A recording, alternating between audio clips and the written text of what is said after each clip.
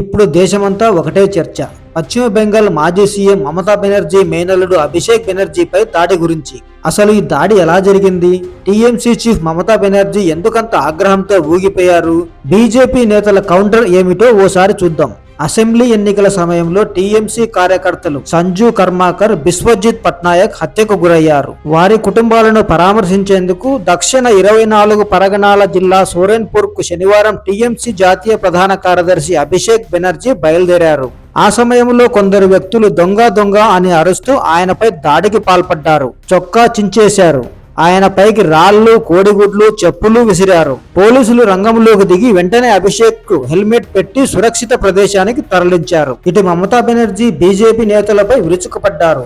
అభిషేక్ కు వైద్యం అందకుండా వైద్యులపై ఒత్తిడి తెచ్చారని ఆరోపించారు. ఆసుపత్రిలో ఉండాల్సినంత గాయాలేవని చెబుతున్నప్పుడు దాదాపు 2 గంటల పాటు ఎందుకు ఐసీయూలో ఉంచారు, ఎందుకు ఎక్స్రేలు, స్కాన్లు చేయించమన్నారు అని వైద్యులను ప్రశ్నించారు. అభిషేక్ ముఖం, మెడ, వీపు, ఛాతీ ప్రాంతాల్లో బలమైన గాయాలు తగిలినట్లు మమతా వెల్లడించారు. మమతా మాటలకు వైద్యులు కూడా బదులిచ్చారు. శరీరం లోపల రక్తస్రావం ఏదైనా జరిగి ఉండొచ్చేమోనన్న అనుమానంతో స్కానింగ్ కు రెఫర్ చేశామని క్లారిటీ ఇచ్చారు. భద్రతా వైఫల్యంపై కూడా మమతా ఫైర్ అయ్యారు. అభిషేక్ పర్యటన గురించి పోలీసులకు ముందుగానే సమాచారం ఉన్నా సరైన భద్రత కల్పించలేదని ఆరోపించారు. ఈ తరహా ఘటనలకు టీఎంసీ భయపడదని, ధీటుగా ఎదుర్కొంటుందని మమతా హెచ్చరించారు. ప్రస్తుతం అభిషేక్ బెనర్జీకి ఇంట్లోనే చికిత్స అందుతోంది. బీజేపీ నేతలే తనను చంపేందుకు ప్రయత్నించారని, అందుకే కుట్రపూరితంగా దాడి చేశారని ఆయన ఆరోపించారు. కాగా అభిషేక్ ఆరోపణల్ని బీజేపీ తోసిపుచ్చింది. అయితే అభిషేక్ పై దాడికి టీఎంసీలోని అంతర్గత కుమ్ములాటలే కారణమని బీజేపీ నేత ప్రదీప్ భండారీ ఎక్స్ వేదికగా